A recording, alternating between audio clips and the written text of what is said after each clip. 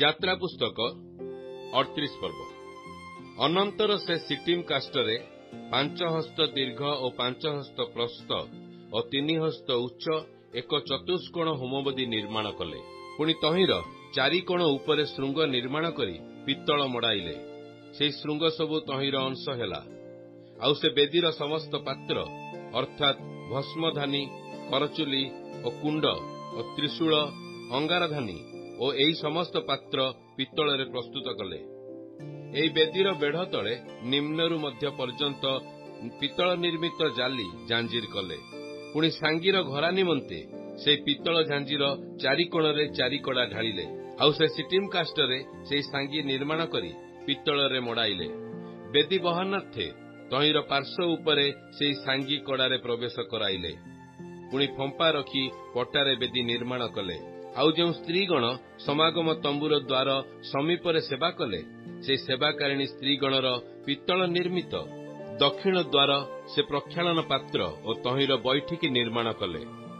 ଅନନ୍ତର ସେ ପ୍ରାଙ୍ଗଣ ପ୍ରସ୍ତୁତ କଲେ।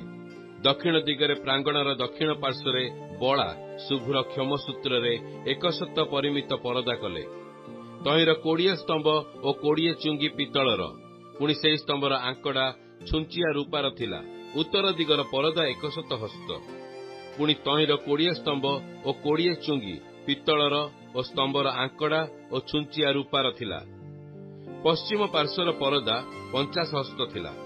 ତହିଁର 10 ସ୍ତମ୍ଭ ଓ 10 ଚୁଙ୍ଗି, ପୁଣି ସ୍ତମ୍ଭର ଆଙ୍କଡ଼ା ଓ ଛୁଞ୍ଚିଆ ରୂପାର ଥିଲା। ପୂର୍ବ ଦିଗରେ ପୂର୍ବ ପାର୍ଶ୍ୱ ନିମନ୍ତେ 50 ହସ୍ତ ଥିଲା। ଦ୍ୱାରର ଏକ ପାର୍ଶ୍ୱ ନିମନ୍ତେ 15 ହସ୍ତ ପରଦା ଓ ତହିଁର 3 ସ୍ତମ୍ଭ ଓ 3 ଚୁଙ୍ଗି ଥିଲା। ତଦ୍ରୂପେ ଅନ୍ୟ ପାର୍ଶ୍ୱ ନିମନ୍ତେ ଥିଲା। ପ୍ରାଙ୍ଗଣ ଦ୍ୱାର ସନ୍ନିକଟ ଏ ପାର୍ଶ୍ୱରେ ସେ ପାର୍ଶ୍ୱରେ 15 ହସ୍ତ ପରଦା ଓ ତହିଁର 3 ସ୍ତମ୍ଭ ଓ 3 ଚୁଙ୍ଗି ଥିଲା। ପ୍ରାଙ୍ଗଣର ଚତୁର୍ଦିଗର ସକଳ ପରଦା ବଳା ଶୁଭ୍ର କ୍ଷମସୂତ୍ରରେ ନିର୍ମିତ ଥିଲା। ପୁଣି ସ୍ତମ୍ଭର ଚୁଙ୍ଗି ସବୁ ପିତ୍ତଳର ଥିଲା। ସ୍ତମ୍ଭର ଆଙ୍କଡ଼ା ଓ ଛୁଞ୍ଚିଆର ରୂପାର, ତହିଁର ମୁଣ୍ଡାଳି ରୌପ୍ୟ ମଣ୍ଡିତ। ପୁଣି ରୂପା ଛୁଞ୍ଚିଆରେ ପ୍ରାଙ୍ଗଣରେ ସକଳ ସ୍ତମ୍ଭ ସଂଯୁକ୍ତ ଥିଲା। ଆଉ ପ୍ରାଙ୍ଗଣ ଦ୍ୱାରର ଆଚ୍ଛାଦନ ବସ୍ତ୍ର ନୀଳ ଓ ଧୂମ୍ର ଓ ସିନ୍ଦୁର ବର୍ଣ୍ଣ ଓ ବଳା ଶୁଭ୍ର କ୍ଷମସୂତ୍ରରେ ଶିଳ୍ପକର୍ମ ବିଶିଷ୍ଟ ଓ ପ୍ରାଙ୍ଗଣର ପରଦା ତୁଲ୍ୟ। ତାହା ଦୀର୍ଘରେ 20 ହସ୍ତ ଓ ପ୍ରସ୍ଥରେ 5 ହସ୍ତ ଉଚ୍ଚ ଥିଲା।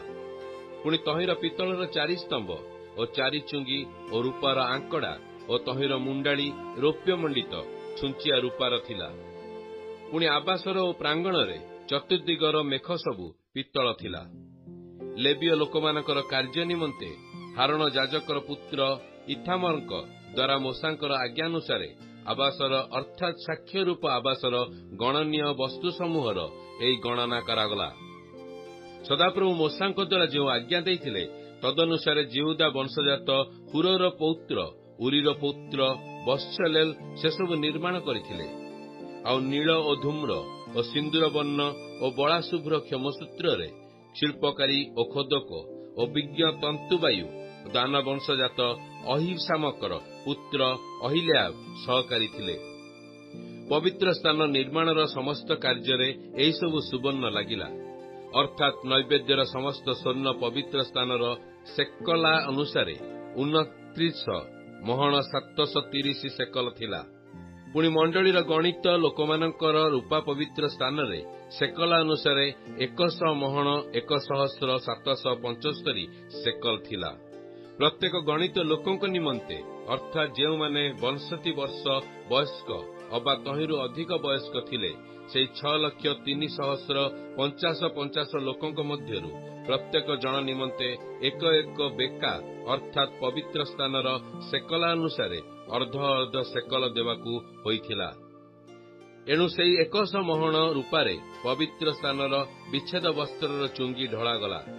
100 ଚୁଙ୍ଗି ନିମନ୍ତେ 100 ମହଣ ଅର୍ଥାତ୍ ଏକ ଚୁଙ୍ଗି ନିମନ୍ତେ ଏକ ମହଣ ବ୍ୟୟ ହେଲା। ପୁଣି ସେହି 1,775 ସେକଲ ରୂପାରେ ସେ ସ୍ତମ୍ଭ ନିମନ୍ତେ ଆଙ୍କଡ଼ା ନିର୍ମାଣ କଲେ ଓ ତହିଁର ମୁଣ୍ଡାଳି ମଣ୍ଡିତ ଓ ଛୁଞ୍ଚିଆରେ ସଂଯୁକ୍ତ କଲେ। ପୁଣି ନୈବେଦ୍ୟର ପିତ୍ତଳ 70 ମହଣ 2,400 ସେକଲ ଥିଲା।